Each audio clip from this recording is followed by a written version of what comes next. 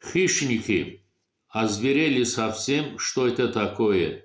Не убивайте детей, оставьте их в покое. Ближний Восток горит и Украина тоже. Нетаньяху и Трамп подливают масло, похоже. Зеленский сорвал голос, требует доллары.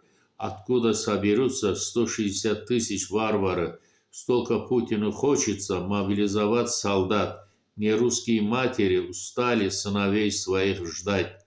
Хохлов больше не осталось, наемники успели. Зеленскому не спится, думает ночью в постели.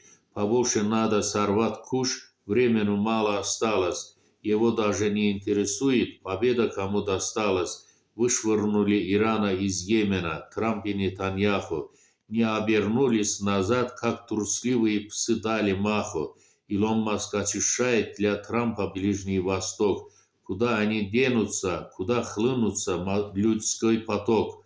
Нетаньяху не знает, его судьба решена Америкой. Его смертью храбрых отправит Трамп на покой. Пирогом делиться не хочет, Илон Маск очень скупой. Нетаньяху этого не видит, значит давно слепой. Раствориться между народами хохлов больше не будет. Скорому времени новая история про них и забудет. Этого хочет Путин, старается очень Европа. Горит желанием Трамп, ждет этого и папа. Разум человеческий проливает кровь разумного. Чем мы выше стоим, без разумного животного?